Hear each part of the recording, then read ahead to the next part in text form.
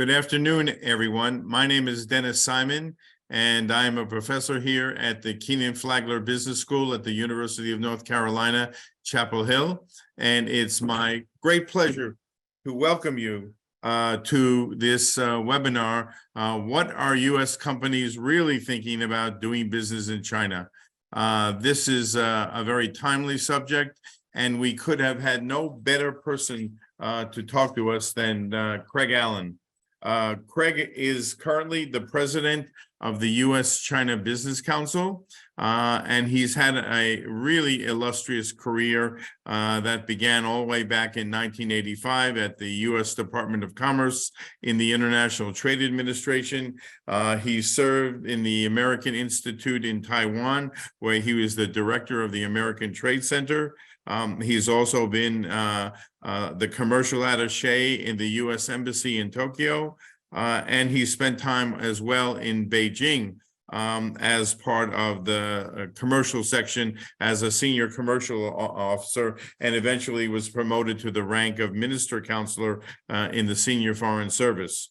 And then finally, he's also had a stint as the U.S. ambassador to Brunei, and that he started in 2014, and he served there until July 2018, when he transitioned to become the president of the U.S. China Business Council. I first met Craig when he was a young man.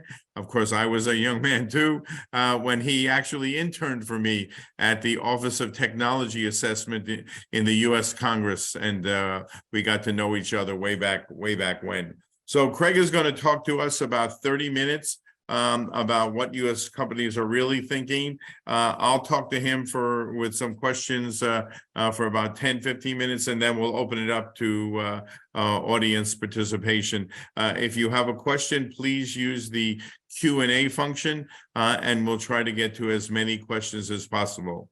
So without further ado, let me turn the show over to Craig for his presentation. Craig? Well, terrific. Thank you so very much, Denis. I'm grateful for this opportunity to discuss what are U.S. companies really thinking about doing business in China. But firstly, let me thank Dr. Simon, who has invited me to speak. He's been a friend and a mentor for a good number of decades. I supported him on a book called Technology Transfer to China nearly 40 years ago. And for the 6 or 7 months that I had the pleasure to work with Dr. Simon, he really opened my eyes to a professional world that I had never really seen before, and I could not have imagined. So I'm grateful to him for that, and I'm grateful to him until today for his mentorship and his advice, counseling, collaboration, and guidance. So I'm delighted to spend this time at the Kenan Institute of Private Enterprise at the University of North Carolina. I very much resonate with the missions, with the Institute's mission, market-based solutions to vital economic issues. Because if there was ever a vital economic issue, it would be China. I think Larry Summers, former Secretary of the Treasury, kind of encapsulated this well when he said that China's integration in the global economy is a key economic event of our era. He was certainly right. But the second part of the Kenan Institute's mission, market-based solutions, I think we got to think about in this context. It is appropriate if we ponder, is there a market-based solution to the challenges of China? So more on this later. Indeed, North Carolina is an excellent prism through which one can appreciate the costs and the benefits of doing business in China. Many in this audience will recall really the devastating impact of China's entry into the WTO on North Carolina's textile, apparel, and furniture industries some 20 years ago. I personally look back at the late 90s and the early 2000s with some degree of anguish at the communities that were affected by China's entry into the WTO. And yet, in large part, due to great institutions like the University of North Carolina, the state has bounced back stronger, smarter, and more resilient than ever. Your company's facilities and research institutions are among the best in the world. So let's just spend the next minute or so looking at North Carolina's trade with China, specifically North Carolina's exports to China. China is North Carolina's third largest export market, and approximately 21,000 to 22,000 North Carolinian citizens are employed in jobs that are predicated on exporting to China. The state has a nice diversity in your export portfolio to China, with about $2 billion in exports a year in pharma, $300 million in exports per year in semiconductors and components, 281 million in oil seeds and grains, 251 million in meat products, and 220 million in pulp and paper.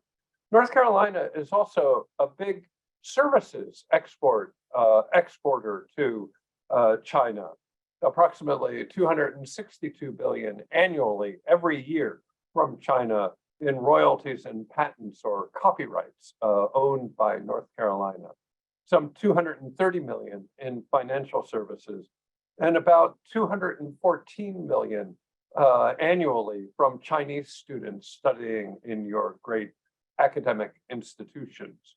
So while North Carolina may have lost many jobs in the 90s and early 2000s to China, today, some 21 to 22,000 North Carolina citizens are employed in your robust, highly diverse export sector, deriving their income from China. And every single one of those jobs is important. And we have a great deal of interest in growing those jobs, that employment, and that prosperity through increased exports to markets around the world, but today we're talking about China. So is 21,000 jobs in North Carolina associated with exports to China a big number or a small number?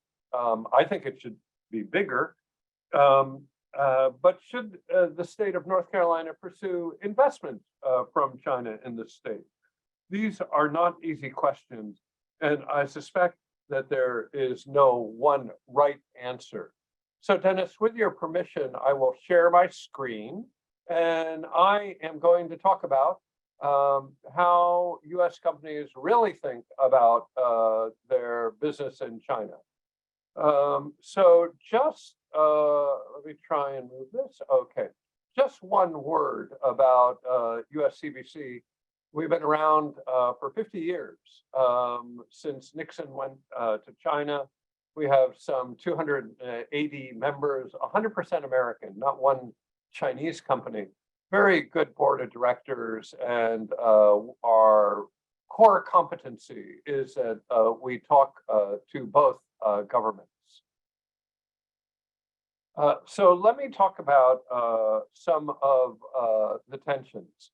But before I do that, let me note that I will be using data from a recent survey that we completed. And I think that it does an excellent job capturing the nuance about how American companies really are thinking about China.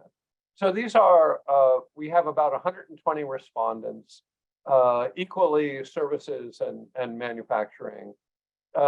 We capture this data every year, and they are all respondents are companies that are invested in China. So there are probably North Carolina companies, certainly, that are exporters, but not invested in China.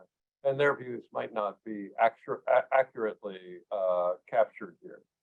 So let's talk about U.S. China tensions and the impact on operations. And I think I could summarize this by quoting one of my CEOs who said that China is today their biggest asset and their biggest liability, their biggest opportunity and their biggest challenge. And I think that that sums up the risks and rewards that CEOs are facing. Now, if you ask my members, have they been impacted by the bilateral trade tensions, as this slide will show you, some 87% have been impacted by the trade tensions. And I think that we could kind of break this down. In terms of the tariffs, the Section 301 tariffs imposed by the Trump administration remain in place. And while there have been calls to the Congress to abolish these tariffs, I expect them to stay around. The average tariff of a American product going into China is 20%, and the average tariff of a Chinese product coming in to the US is 19%, and that affects virtually all trading companies. So there are exclusions to the tariffs. We could talk about that later if you're interested in those details. There are many other problems that American companies think about. Human rights is right up there.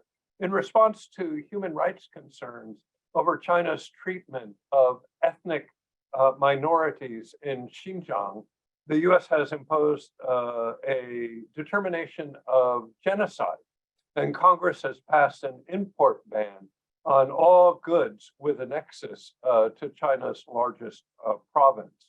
So the Uyghur Forced Labor Prevention Act has been enforced since June 2022, and since then, Customs and Border Protection has detained some 3,200 shipments worth nearly $1 billion.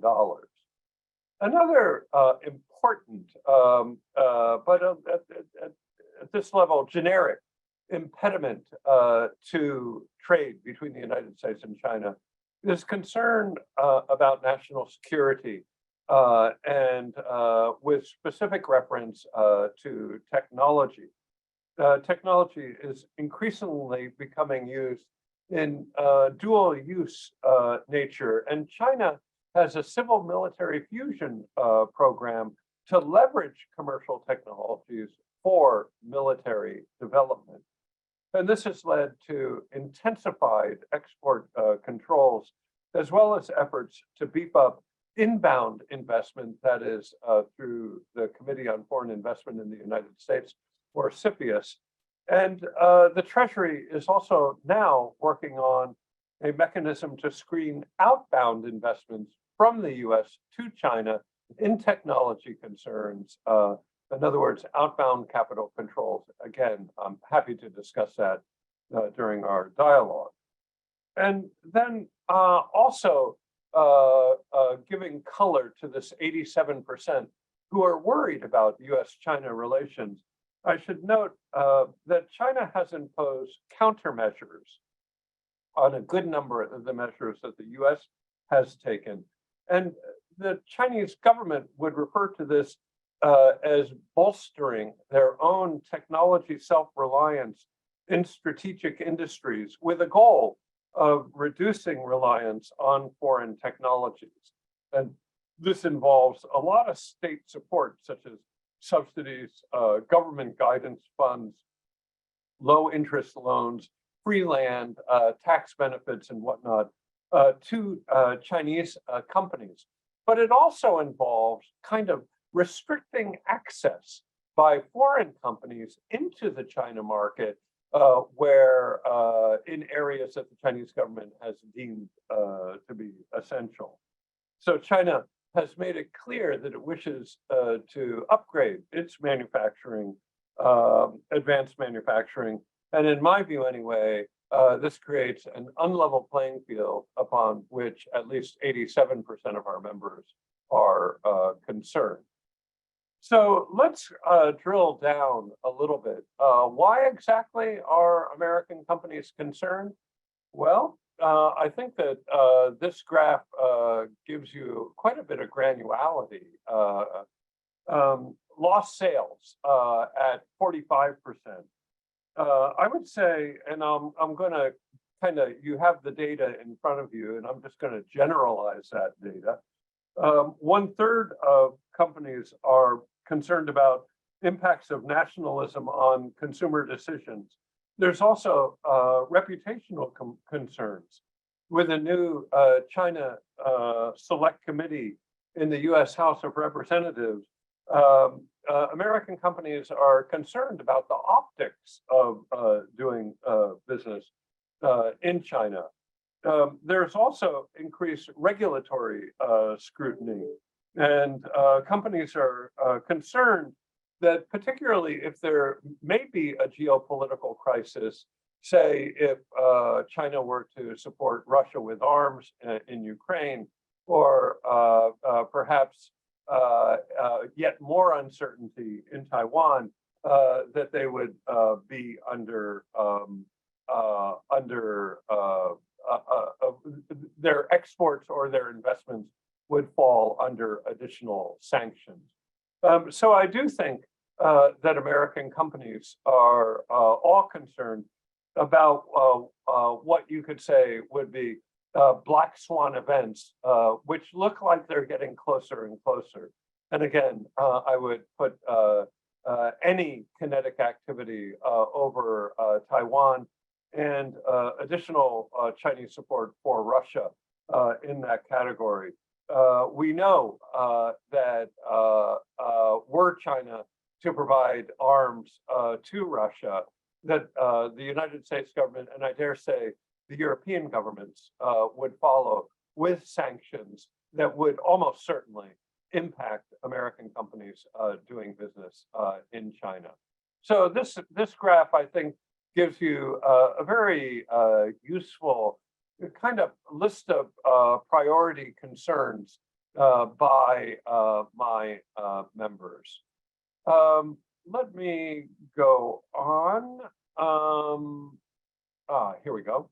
All right, so with all these concerns running around our head, you might wonder why are American companies still interested in China?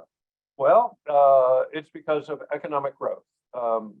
The head of the IMF, the International Monetary Fund, in a recent speech said that China is projected to add approximately 1/3 of global GDP growth in 2023, along the same lines of what it's done over the last 10 years, and indeed around 20 years. China delivers a large percentage, the highest percentage of total new GDP growth every year, and our American companies want a piece of that. Let's just recall that China has 1.4 billion people, about 19% of the world's population. They have a middle class larger than the American population, and they are growing at a rapid rate. And I would say that if you're an importer in America, then you know and you respect China's scale, speed, price, deep technological bench. And we know that the Chinese are very well integrated in the global supply chain ecosystem. And I'll come back to supply chains. Let's look at that.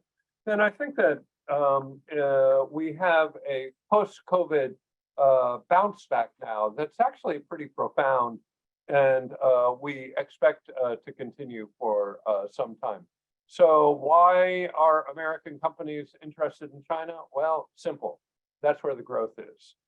So let me look, let's take a look at forward looking.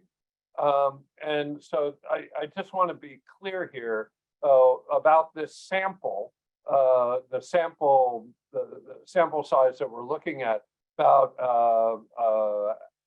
40% manufacturing, 40% services, technology about 25%.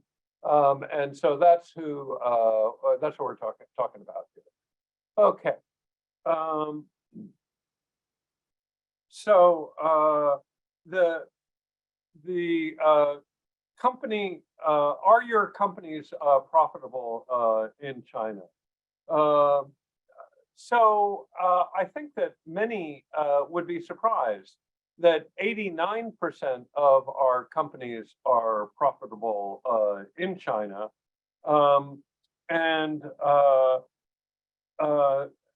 Let's take a look at the specific numbers. 2021 was a good year, rapid growth, and only 5% were not profitable. 2022 was a bad year with 11% not profitable. And I think that if we are projecting about 5.5–6% growth in 2023, then I suspect that the numbers of profitable, or the percentage of profitable companies, will be between 92 and 94%, something around there in 2023. But that's still a very high number.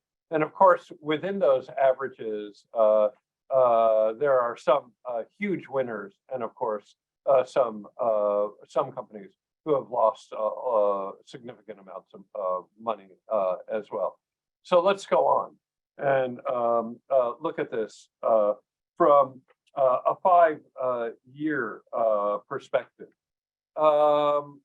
So amidst the COVID lockdowns and challenging geopolitical atmosphere, optimism about the China market has really taken a sharp dive.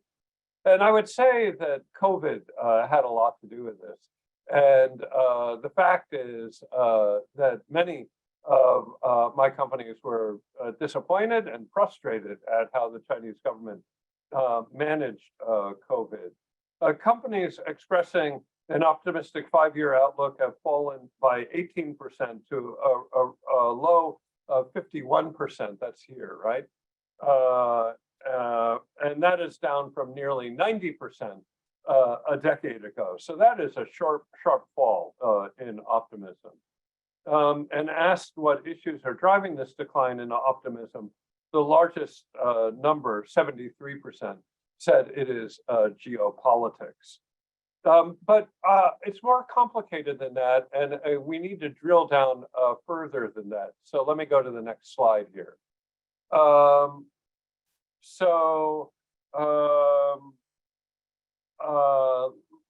Geopolitics would be 73%, policy and regulatory environment 66%, 55% note that there is slower growth. The competitive environment, Chinese companies that are very, very good, 52%, profitability of the operations and higher costs. But let's talk about future plans. What are investment plans and how are they shaping up? And I think that this is the best slide to answer the question, what do U.S. companies really think about doing business in China?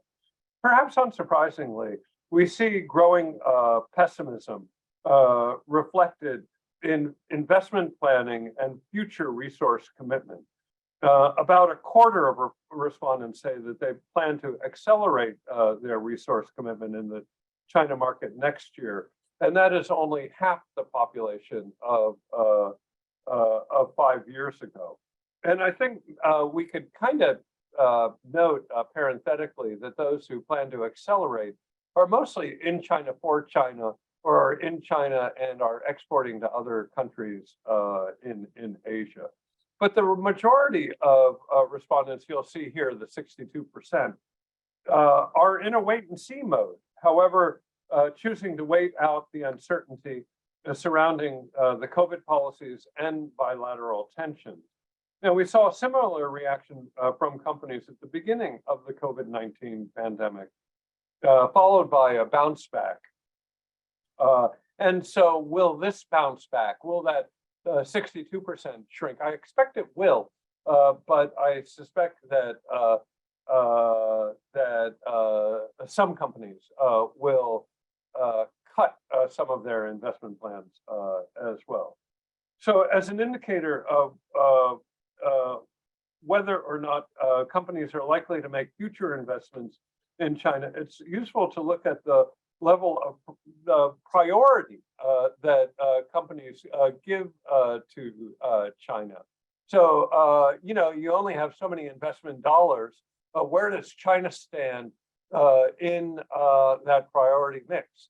And here you'll see in 2022, only 6% of our companies said that China is their top priority, but 71% said that it is in their top priority, and 3% said it is not a priority. And it would be interesting to speculate about the industrial breakdown here, and I'll have a couple of words to say about that in a few minutes. But I think that this slide indicates that what we could say is that American companies are less excited about investing in the Chinese market than they were previously.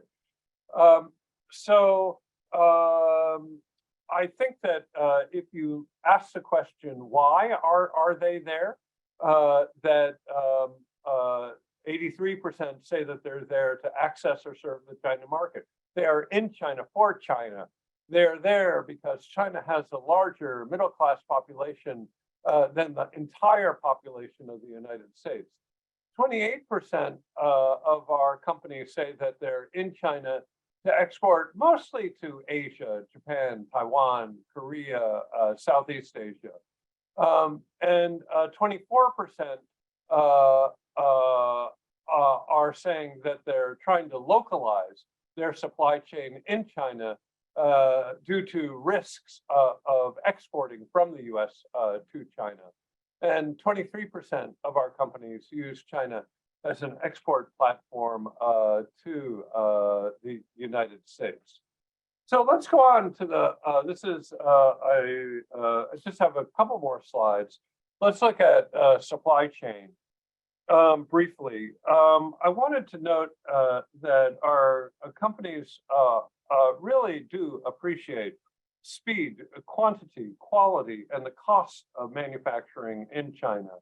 China has an impressive manufacturing infrastructure. However, the increasingly challenging environment has caused companies to reconsider their supply chains. And you'll see here, 24% said that they are looking at moving their supply chain out of China. And this is a historic high. I have to say that while 24% are thinking of moving their supply chains out of China, it doesn't mean their whole supply chain. And it doesn't mean that it's coming back to the US. Only 8% said that they are moving their supply chains back to the US. And so when I look at that other 16% in the light blue, a lot of that is going into maquiladora on the Mexico border, some of it into Indonesia, Bangladesh, Vietnam, Taiwan, Korea, and Japan for the high-tech stuff. And so companies are interested in moving parts of their supply chain out of China, but I would not conclude that that is their whole supply chain, nor would I conclude that removes their China risk. In many cases, the key components are still going to go to Vietnam or maquiladora on the Mexico border from China to be assembled and then exported, perhaps assembled, tested, packaged, and then shipped into the US. And so while these numbers are high, I would just caution people, don't overanalyze this and think that either it's fully to remove their supply chains out of China, and in some cases, it doesn't reduce their China risk at all. what are the reasons why companies are moving out of China? The COVID-related shutdowns and disruptions to supply chain are something that we will not forget. 64% say that they want supply chain resilience. Costs, 52%. Political pressure from the United States, 24%, and then onward. So let me close this, stop share, see if this works. And then let me conclude with a couple of final comments that I hope will add context here. Not every industry is the same. Not every company is the same. And across different industries, they're looking at China really quite differently. If you're in fast-moving consumer goods, consumer services like travel or education or franchise, retail, etc., most of those companies are all in China. It's full speed ahead to try to take advantage of China's middle class. If you are in the agriculture industry, if you're a North Carolina farmer, you're all in. You want to export as much as you can to China, and you want as much market share as you can get. In energy, it would be quite similar. We export lots and lots of molecules of carbon-based fuels to China, and that is not going to change. North Carolina has a great chemical industry, and China will be the source of some 50, 60% of global chemical production over the next 7 or 8 years or so. So most American chemical companies think that they are underinvested in China. That is an area for expansion. Petrochemicals, chemicals, both, that would be the same. I think in the general industrial sector, and I would include automotive here, that's kind of an all-in. China is by far the world's largest market for automobiles. And so if you're in that industry, then you're probably in China in a big way. And then you get to industries that are nervous, but still continuing to invest strongly in China. And I would put life sciences in that area, both biotechnology, pharma, and medical devices, personal sciences, and medical services. All are robust markets, strong markets, growing markets, but there are signs of warning on the horizon that companies are paying attention to and are concerned about. And again, I would be delighted to talk with you about those details if that would be of interest. And then you come to the areas of high technology, including aerospace, semiconductors, telecom, high-speed computing. And all of these areas have geostrategic implications. And therefore, there is increasing use of export controls by the U.S. government. And, you know, the other side, flip that coin around, look at the other side of that coin. And the Chinese are providing subsidies to and providing benefits to American competitors in both of those areas.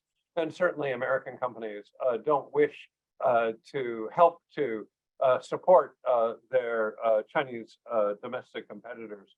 And therefore, it is difficult for them to increase their exports or their engagement in the Chinese economy.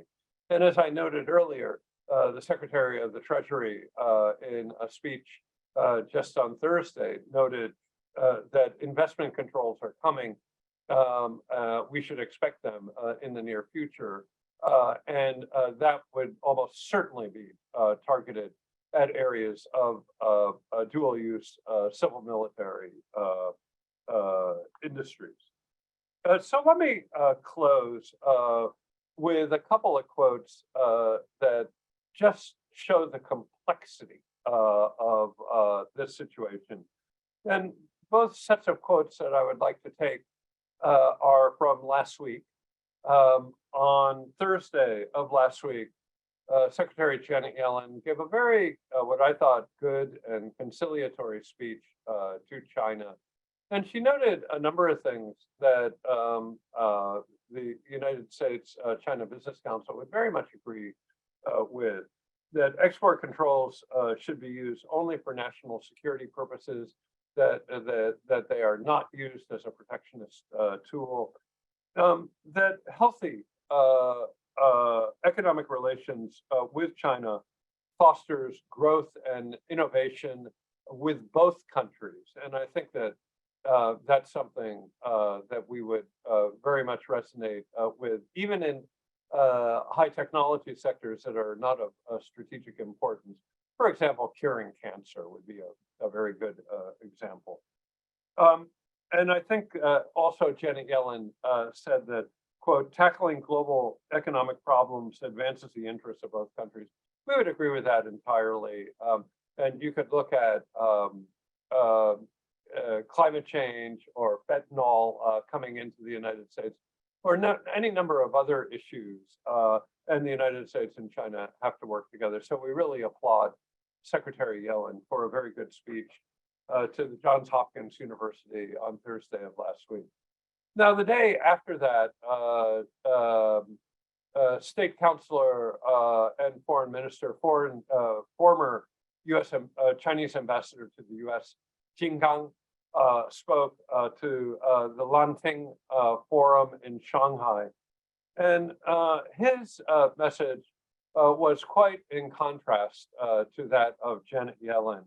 And speaking in coded language about the United States, he said that those who have achieved modernization should not contain other countries.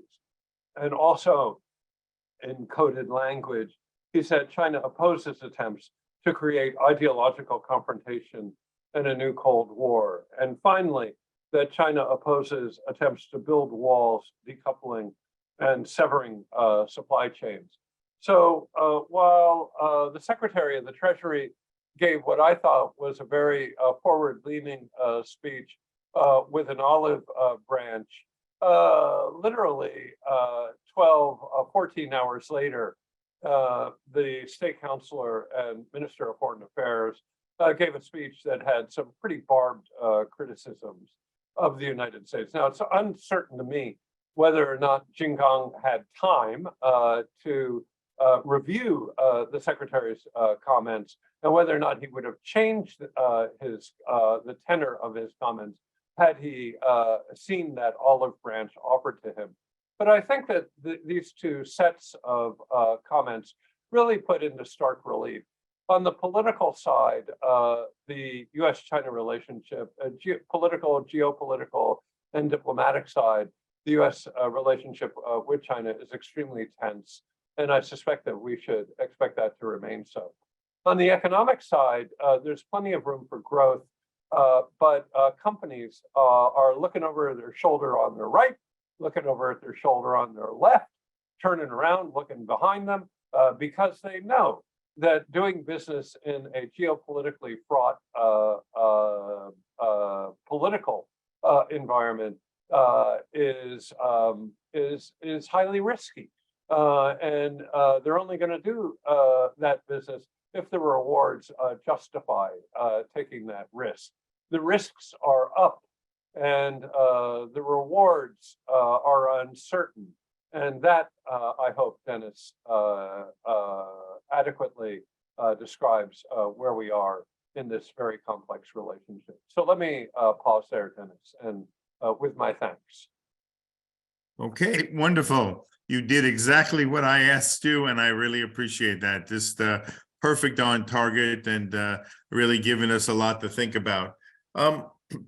Let me ask you, when you look at the work of the U.S. China Business Council, what is the one thing that U.S. companies are asking you to do with respect to the Biden administration?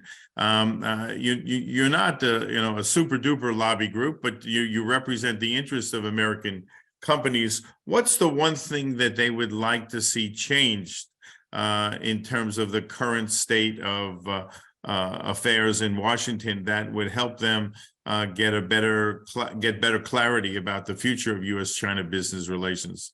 Well, thank you, Dennis. I think that there are a couple of things. As I mentioned, there's little or no prospect of seeing the tariffs imposed disappearing in the near term. But I think companies are really paying for those tariffs, or the U.S. consumers are paying for those tariffs. And really, if we're to have a normal U.S.-China trade relationship, then the tariffs on both sides need to go. I commissioned a study on this subject, and we had estimated that about 245,000 jobs were lost as a result of the tariffs. And that was 2.5 years ago when the tariffs were first imposed.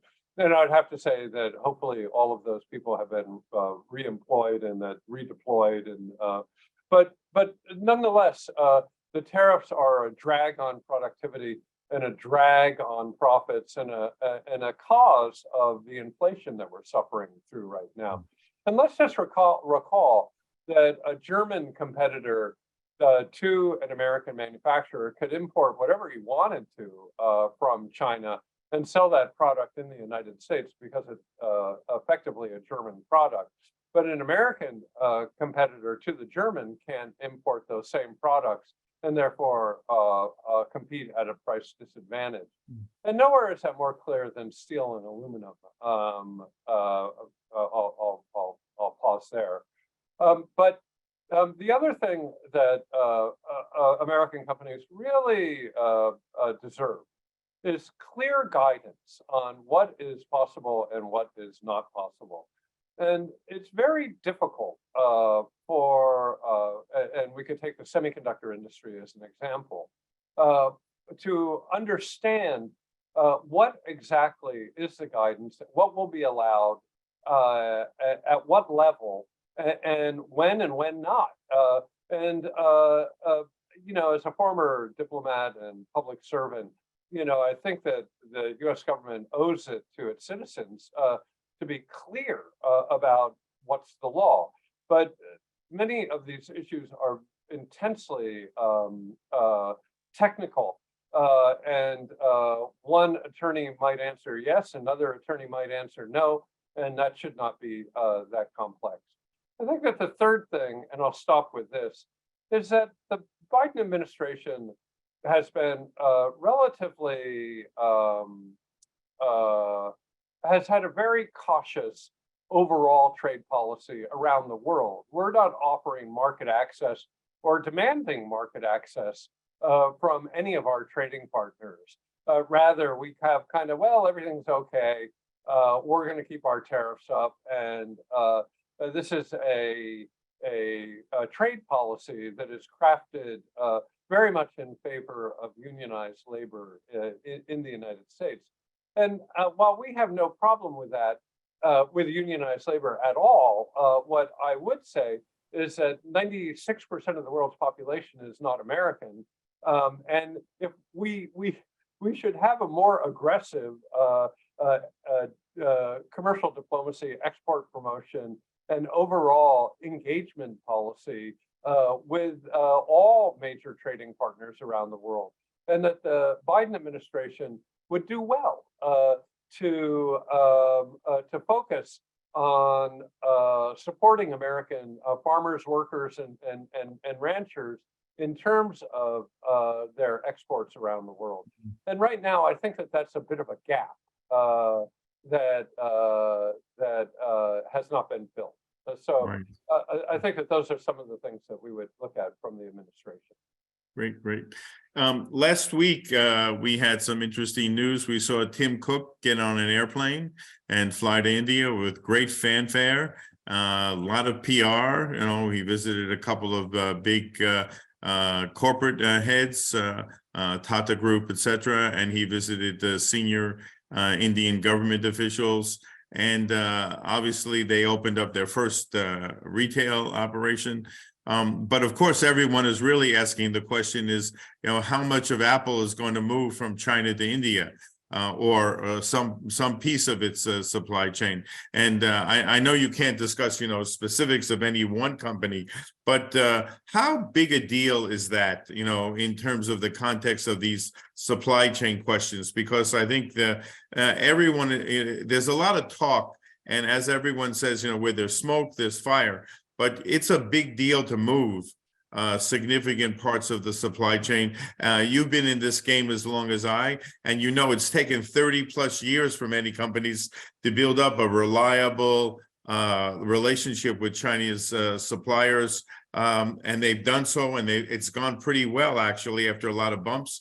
I don't think they're ready to jump ship yet. So I'm wondering what happens when a Tim Cook does go to a place like India, and it leads all sorts of suggestions about India now and China's the old story. Well, let me firstly say that I'm not going to speak for Apple. They're on my board, and I have nothing but respect for the company. But let me speak overall. You could actually see the migration of American buyers, that is American imports, in the trade data. In 2017, China was our largest supplier of imported products at 21% of our total import portfolio. Last year, China was down to 17%.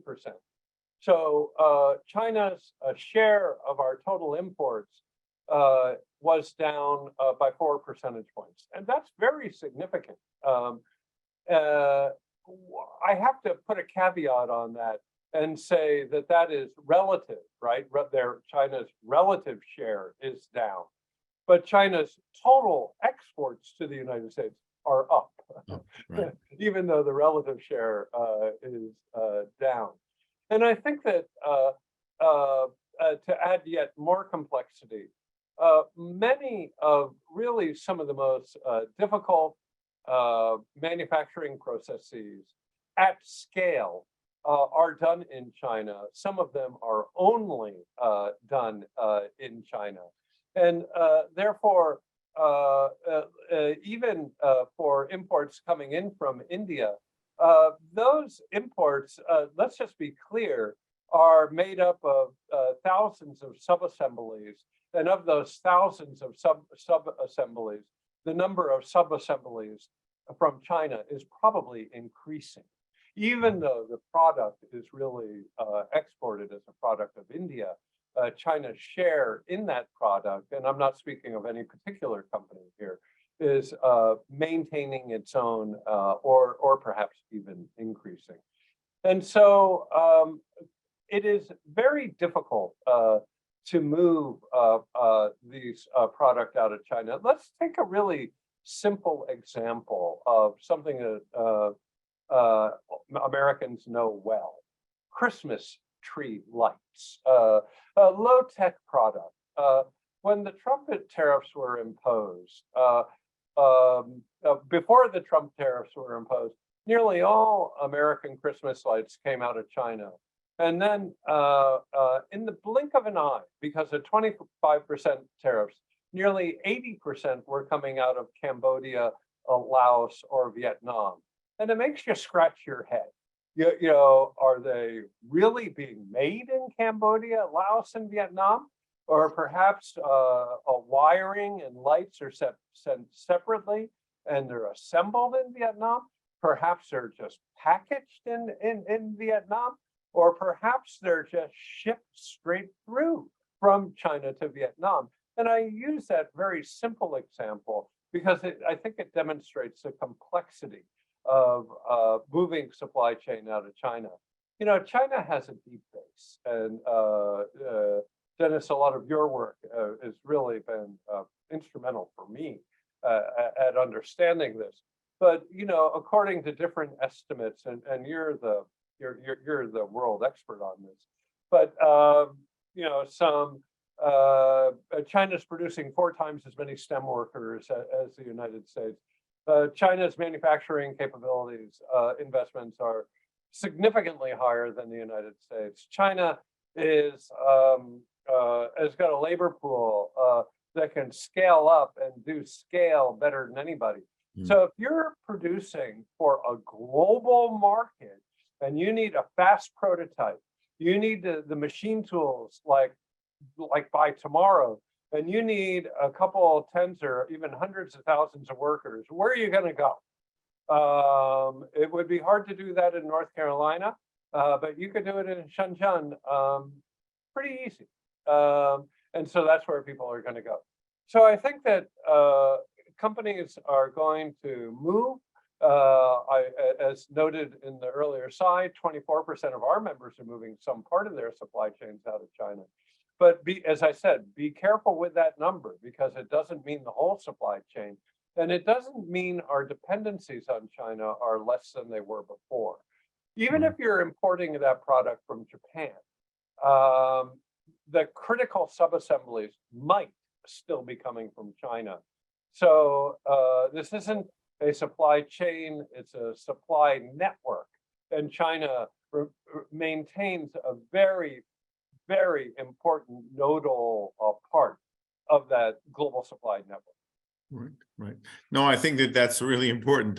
I think that one of the things you find in China is that you can put any label saying made in X and coming in a box out of China, and you really don't know what the real origin of the goods are, and that has been a perennial problem for many, many years, and I'm sure it's perhaps leaning to getting worse rather than getting better because of the restrictions. There's some really good insights. Well, some of this is legal, some of it is illegal. Right.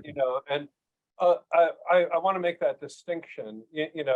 If a counterfeit is a counterfeit is a counterfeit, but a global supply chain run by any major American company, it is hard not to to completely exclude China. And if you exclude China completely, are you more resilient or less resilient? I would counsel our companies keep engaged in China, but have backups ready for everything, if possible. Right. Good point. We have a question related to your data. So how many companies are actively, pursuing their first investment in China, and others newbies to the China market because of whatever reason they've decided now that they need to look into China, versus the people who have been there for a couple of decades? Do you see a lot of new money, new capital being thought about going to China these days? I regret to say that I think that there are very few new market entrants into China, and that we see that on the foreign direct investment side and the brick and mortar guys, but we also see declining interest in China from portfolio investors as well. That would be venture capital, private equity, pension funds, trust funds, foundations, etc.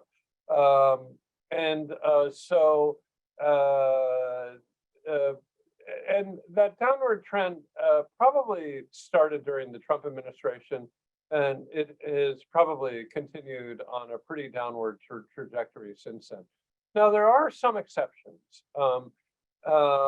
and Chinese companies coming into the U.S., while they've gone through a similar trajectory, if you will, that is, from 2017, there's been a vast, very significant decline in Chinese investment coming into the United States. But nonetheless, there is some. And a lot of it is entering as greenfield facilities. In other words, taking buying a piece of land, building a factory, employing Americans, and beginning production, rather than mergers and acquisitions. Right. And what I would say in China is that you have a lot of American companies who are investing, but mostly it's out of retained earnings, and it's expanding their China presence to take to take advantage of those 400 million plus middle class consumers. Or China is also a part of the Asia-wide Regional Comprehensive Economic Partnership, or RCEP.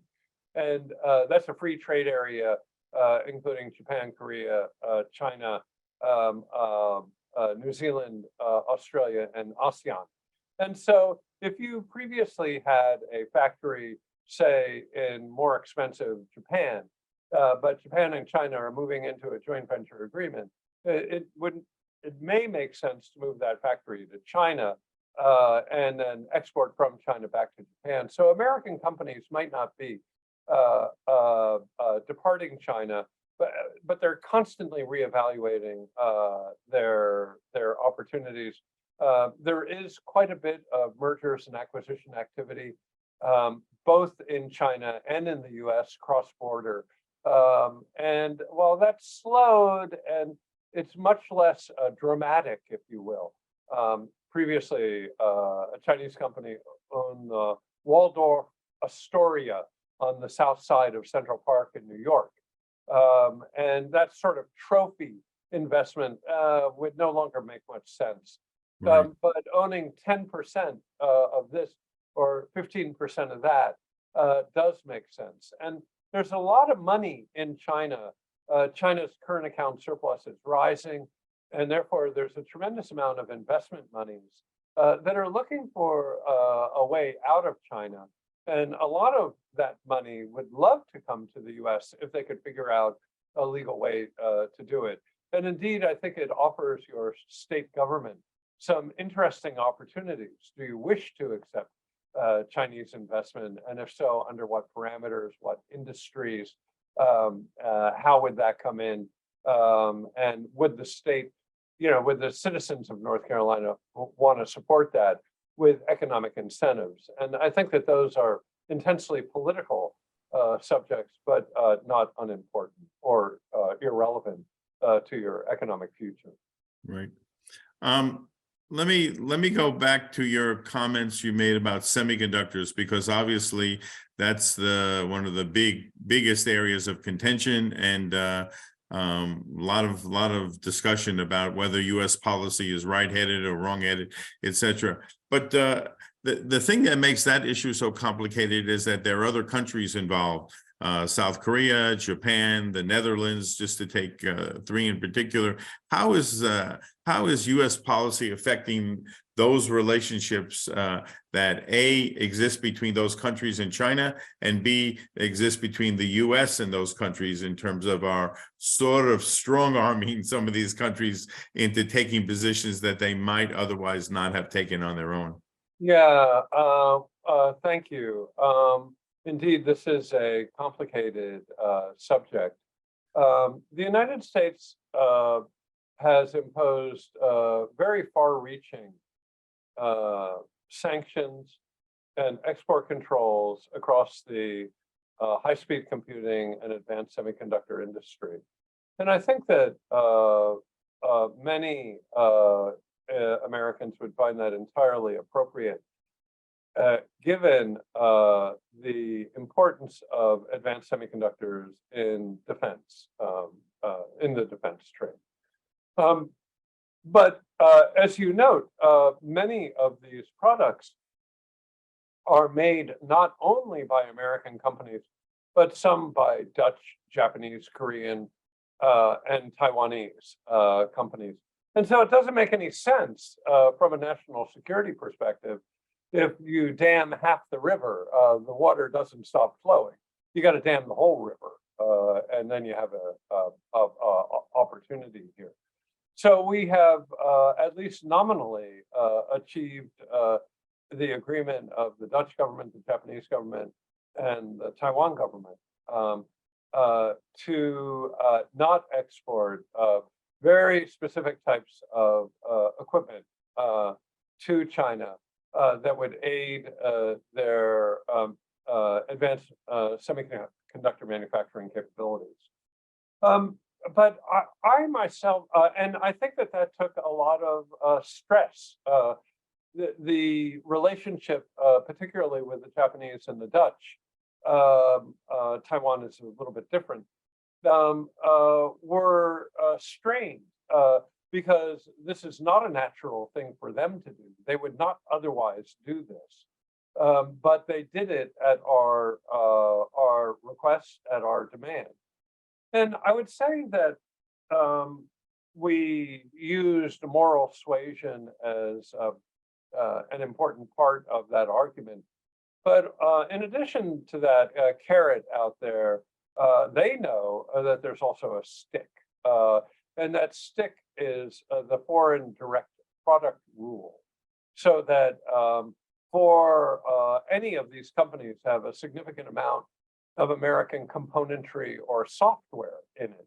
And in accordance with the foreign direct product rule, if they wish to export to China anyway, the United States can reject that that wish, provided that they have American technology.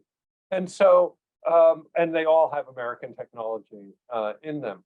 And so they agreed to come alongside the United States for specific types of equipment to specific end users. But I would note that the Dutch and the Japanese and the Taiwanese have their regulatory structure is much less dense and detailed than the U.S. For example, in the case of the U.S. for semiconductors, American persons, funny word, right? Defined as anybody with any close association with the U.S. That's a pretty interesting way of defining a category. They are not allowed, even if they work for a foreign company, to work with Chinese advanced semiconductors. Now, that's not true if you're Japanese or you're Dutch or you're Taiwanese, not at all.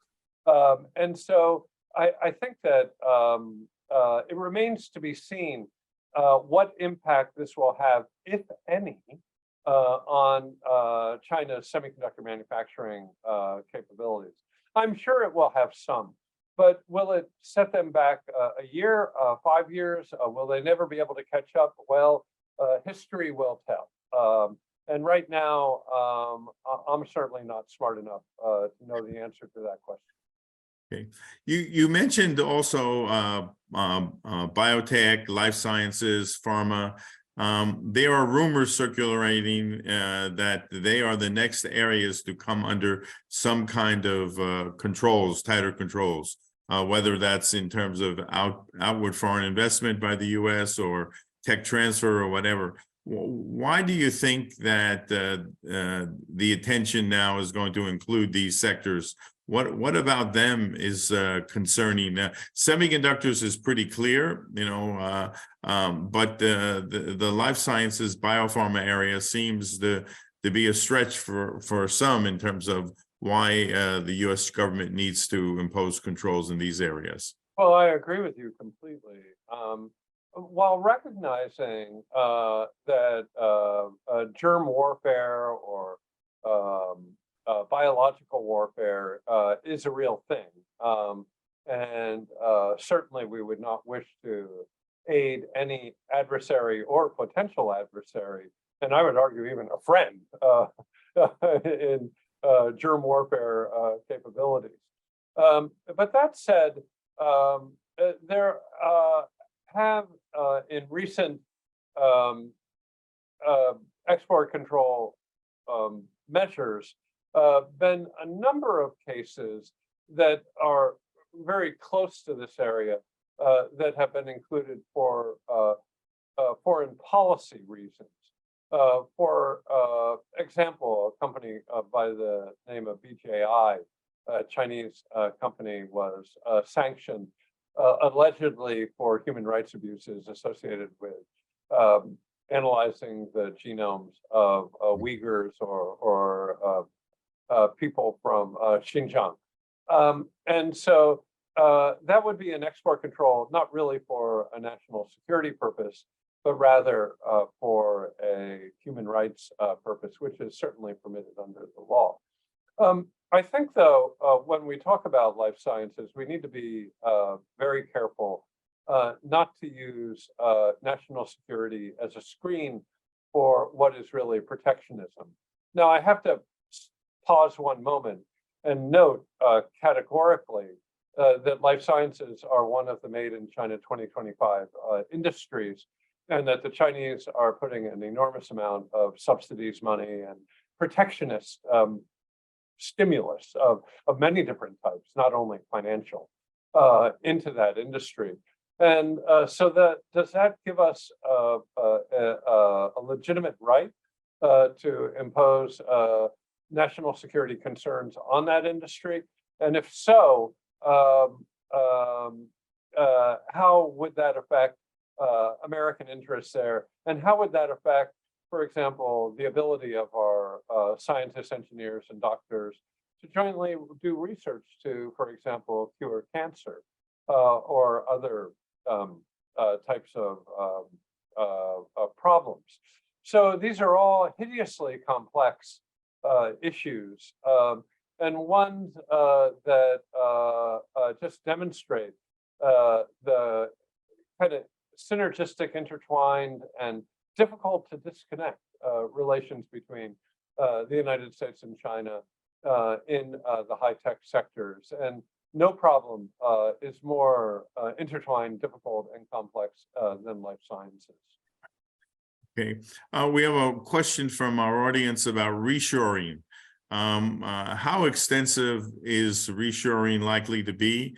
And are most of these going to be simply moving the plant from China back to the United States? Or do you think that this is part of a larger technological change that's going on, and these plants are going to be spanking new, facilities rather than just simply reshoring, coming back to the shores of the United States? In our data, we do show, I believe it was 8 percentage points of our members said that they were reshoring, moving supply chains back to the United States. And I suspect that that is not labor intensive. I mean, you cannot find enough labor in the United States at a cost advantage relative to Mexico or elsewhere. So you're going to have to, it's going to have to be a highly automated facility close to closer to your customer. And so I know that a number of companies are looking at the Inflation Reduction Act, the IRA, or the CHIPS Act, which has some $52 billion worth of stimulus, as a kind of a incentive or a motivation or a baseline to do their financial calculations to reshore some of their production. But I don't think any of them are going to do that without further improving productivity and reducing, at least looking at labor costs. You don't want to necessarily reduce labor costs in total, but you want to reduce labor costs as a percentage of the total price so as to increase productivity. And that can be done in some areas. For example, I would find it very interesting to look at furniture, one of North Carolina's tremendous legacy industries. How might automation affect that? Textiles would be another one, which is highly automated. Could that return now with, if you will, not robotic plants, but with highly scaled down workforce and a highly increased percentage of robots or automation to humans? And I think those are very interesting questions to look at. North Carolina has recovered from China's entry into the WTO and the loss of a good part of the furniture, textile, and apparel industries. Is it time to look at not the loss, but a potential rebound in those industries? I think it's a fascinating question to ponder. No, that's also sort of connected to this big issue of the so-called population time bomb that's in China with the demographic changes. And a lot of people were asking, all of these workers that left to go back to their villages during the COVID period, and now, basically have no jobs to return to. That's number one. And number two, Chinese facilities had already started on the process of advanced automation. I know in Kunshan, where I was for 5 years, there was a huge Foxconn plant that employed, some 50,000 or more workers. And now if you go in that plant, all you see is robotic arms doing most of the assembly. How is that going to change the dynamics of this as well? Because again, the China price, which was the big attraction, may not come from cheap labor anymore, but may come if the Chinese make huge progress in their automation and robotization efforts. So this is a dynamic picture, as you've suggested, not a static picture. 100%. Yeah, I think that China still has about 200 plus million migrant workers, but the migrant workers that are really skilled and prized in, say, a apparel or a electronics factory would be rural to urban female migrants, 18 to 25, and they're gone. They're not coming back either. So that skilled worker base upon which China became the manufacturing center of the world is completely changed. And among the migrant workers now, they're mostly terribly undereducated, as our friend Scott Rizal has so beautifully shown, and mostly older with some health problems, maybe not appropriate for high-skill manufacturing at all. And so the Chinese are moving into robotics, but so are we. And if you're that much closer to the market, and the market is the U.S., then you would rather be in the U.S. Than in China. I think that the launch or the success of additive manufacturing is also very interesting in this regard. It's easier, far easier now to do a prototype and then to base up into large scale, potentially with additive manufacturing. That's coming, but if we're working on a technology basis, we're all working on an equal playing field. That said, it's not wise to understate China's competitive advantages in manufacturing. They have a superb infrastructure. Their labor laws are much more flexible than ours, and so workers can be are willing to work much longer, much more flexible hours, and so both China and the U.S. have their comparative advantage here in manufacturing, but the comparative advantage manufacturing side of both is becoming much more automated, much more high-tech, much more highly skilled, much fewer workers, and much more customized, probably. So this is dynamic. Manufacturing as a percentage of GDP remains around 12%. It's been there for a long time. But workers, factory workers are much smaller than that. And I would expect those trends to continue. I don't see huge shifts there one way or the other. Great, great. Well, I really want to thank you for just an enlightening discussion. I think we've learned a great deal. I think, the fact that the U.S. China Business Council can gather some of this data really is very important to clarifying what the picture is, because we hear a lot of hyperbole. And as you know, even in Janet Yellen's speech, she said that, decoupling could be disastrous. So, I mean, we need to, as Chairman Mao said, seek truth from facts. And we need to make sure that the discussion is informed by good data and a good understanding of what our companies are thinking, and also, most important, what the Chinese counterparts are thinking on the other side of the ocean. So on behalf of the Kenan Institute for Free Enterprise, let me thank you again for your presentation, and thank you for making time for us, and thank the audience for their questions, and stay tuned for another program. This is part of a larger series that we are running on global business and technology issues, and we will resume this probably back in June. So again, thank you very much, and thank Craig for joining us today. Thank you, Dennis, and see you soon. Take care, everyone. Be safe.